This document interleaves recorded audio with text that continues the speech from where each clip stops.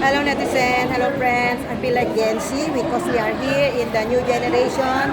Photo shoot of mga new Gen Z. Kaya ako rin ako isali sa mga nakis ko.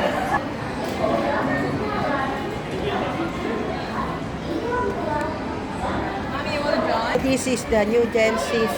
Pinagkakaguluhan dito sa Japan. Yung kanilang pang alis ng ano.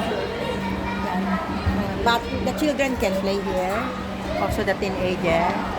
So many cute stuff toys. Dito sila naglaan. Sa taas yung mga picture for memories. And then, may mga suit nila ganyan, no? So cute also. Para mag-enjoy. Dito yan sa Gigo. Oh, mag-Gigo tayo. Yan. Napakalaking building na marami palang functions para sa mga teenagers. Yan. At may karaoke din dito. So, thank you for watching. Para kaming naging, I feel like Gen Z. Hindi halatang sexy. Pag nakita niyo yung mga picture namin, peke. Joke lang. Nagmukha akong teenager. Okay? So, ito yung pinaka, ano nila, parang libangang place. May Yoshinoya sila dito. Mayroon silang game time, toy station. May game station din sila dito.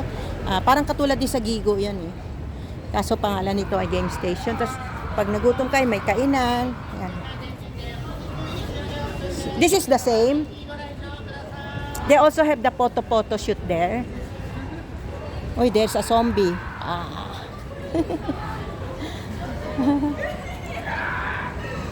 Ini po.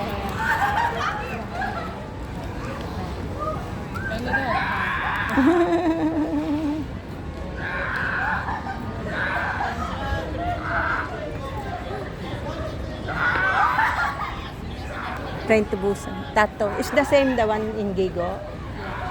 But the name is Taito Station.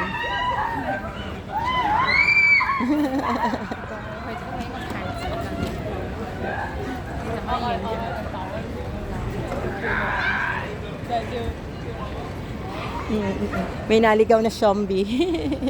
Dito naman Gogo Arena. So this place is famous sa mga Gen Z natin dito sa Japan. So I was able to come here at nagkaroon kami ng picture ng mga anakis ko na parang hindi totoo yung picture kasi sobrang bata, sobrang ganda ko talaga. Sila talaga maganda na, pero ako nadagdagan yung ganda ko.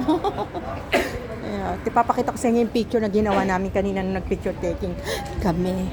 So these are all places, especially in the evening, maraming tao dito. Yan, iba ito for this. Ang galing-galing gusto sila magsuot ng mga ganyan cosplay. Kasi for picture taking, kaya nakagamit sila ng gano'n. Lalo na Sabado at Linggo. Kasi Biyernes pa lang ngayon, pero ang dami ng mga naka-cosplay na costume. So, dito may mga game din sila sa loob. Oh. So, this is the place for them. Kaya mga bibilihin mo mga vintage. Mga drinks. Ito, Solaria Estates. Baka doon tayo mamimili. Kasi mamimili rin kami ng mga souvenirs dito eh. Ganda ng mga Japanese.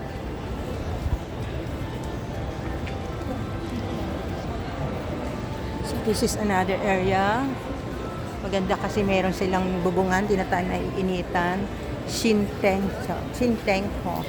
Ayan, ang ganda oh. Can buy souvenirs. Dito ba kayo bibili? Prontos cake. Uy, may mga cake sila dito oh. Yung anong cake? Matcha, green tea cake. So, mga green teas nila. So, ayan. Shopping areas po. There.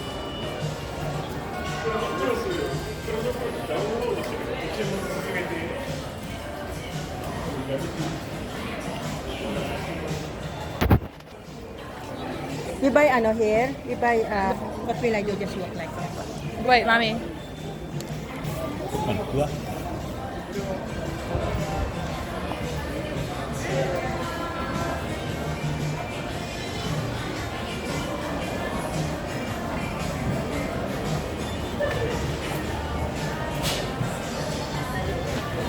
Okay, mommy. Okay na. Thank you. なんか最近あれやろ。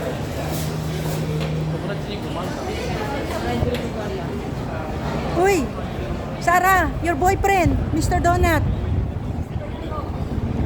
There. There's Sarah's boyfriend, Mr. Donut. Doon nga pala kami papasok talaga. Akala ko joking only. Meet Sarah's new boyfriend, Donut, in Japan. Yeah. Patay pala yan. Sorry, akala ko Japan. Kaya naman kami na hagdan. Dito kami sa malaki-laki. Mr. Donut. Yan ang bagong boyfriend sa si Mr. Donut.